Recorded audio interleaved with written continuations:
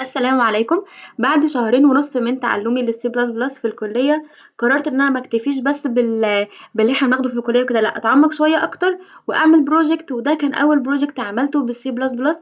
بالمناسبة انا شاركت في البروجكت ده في مسابقة، ولسه يا دوب بفتح الكود بقول لها بيعمل ايه وكده، لقيتها بتقول لي شكرا.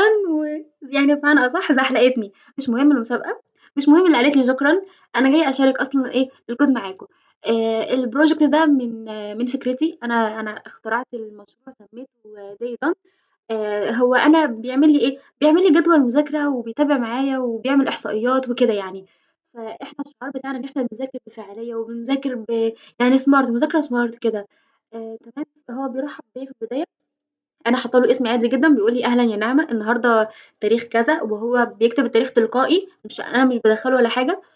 بعدين اكتبي النقاط، لو خلصتِ مثلًا الtask الأولاني بيحط 10 نقاط، خلصتِ الtask التاني بيحط كمان 10 بقوا 20 وهكذا يعني. وهنا الrank ده برضه كنوع من التحفيز. بيقول لي هنا يعني يالّا بينا إن إحنا نبدأ اليوم وكده، فبيبدأ إن هو يسألني سؤال. هنا علشان كنت مشغّلاه قبل كده وفي task ما عملتهوش، فبيسألني هل أنتِ عايزة تخلّصي الtask ده والّا لأ؟ فمثلًا أنا هاقول no، اللي هو أنا مش عايزة، فاكتب حرف الN. بيبتدي بقى إن هو إيه، يسألني هو أنتِ متاح معاكِ كام ساعة النهارده للمذاكرة؟ وليكن متاح معايا 4 ساعات بس، ماشي. طب كام عدد المواد اللي أنتِ بتخططي تذاكريهم؟ أنا عايزة أذاكر 3 مواد. طيب ال3 دول اكتبي الtask بتاع أول واحدة وليكن ده اسمها.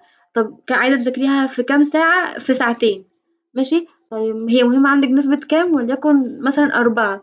طيب الtask التاني وليكن ده اسمه عدد ذاكرها في كام ساعة، ممكن نقول 3. هي مهمة عندِك بنسبة كام؟ 10، ده أنا لازم أذاكرها وكده.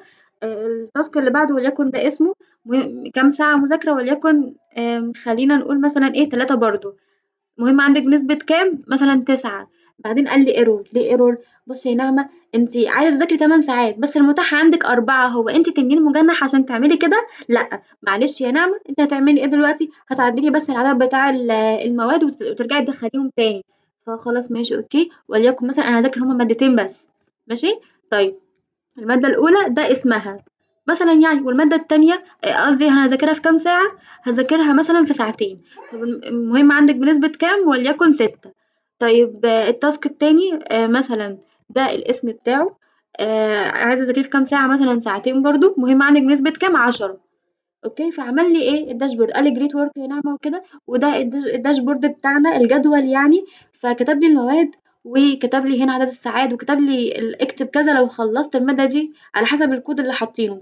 طب هو بدأ من المادة الأخيرة وبعدين اللي تحتها ليه؟ علشان على حسب الأهمية بيرتّب المواد عندي، ماشي. طيب لو أنا خلّصت المادة مثلًا إيه، هاكتب الكود بتاعها، ولو خلصت بيه هاكتب الكود برضه بتاعها. طب أنا خلصت بيه الأول عشان كنت عايزة أبدأ بيها فكتبت بيه، أوكي، دوس enter. عمل لي إيه بقى، كتب لي هنا رسالة تحفيزية، أنا حاطة له رسالة تحفيزية بيكتبها لي عشوائي، واداني 10 نقاط علشان أنا خلصت أول مادة، تمام. طيب أنا خلّصت المادة التانية وكتب لي هنا طبعًا إيه، عمل لي done عشان أنا خلّصتها. طب هاكتب إيه لو أنا خلّصت المادة التانية فأنا بالفعل خلّصتها مثلًا يعني.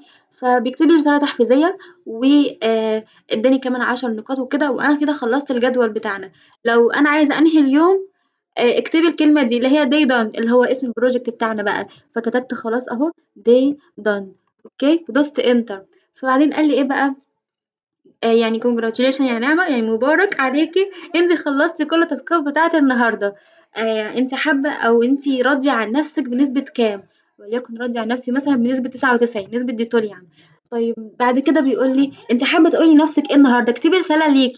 فكتبت مثلًا الرسالة دي، أوكي، ودوست enter.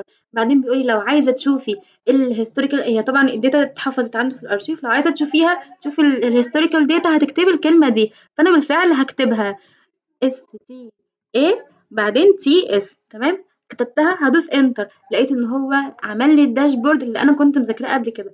طبعًا ليه تاريخ النهارده كل دول؟ عشان أنا جرّبت البرنامج كل المرات دي، كل ما أشوف حد أقول لها تعالي أجرّب معاكِ البرنامج. فالمهم إنه بيعمل لي dashboard، هنا كان total المواد وهنا الtotal اللي أنا خلّصتهم بالفعل، ودي نسبة الرضا عن نفسي، ودي الرسايل اللي باقولها لنفسي وكده. وبعد كده بيقول لي شكرًا علشان أنتِ استخدمتِ day done، هاشوفِك بكرة إن شاء الله يا نعمة وكده. وخلاص عايزة تخرجي من البرنامج اخرجي. ده كان البرنامج اللي عملته يعني الحمد لله، وخدت فيه الرفض التمام. بس حلو، يعني أنا فخورة بنفسي يعني الحمد لله.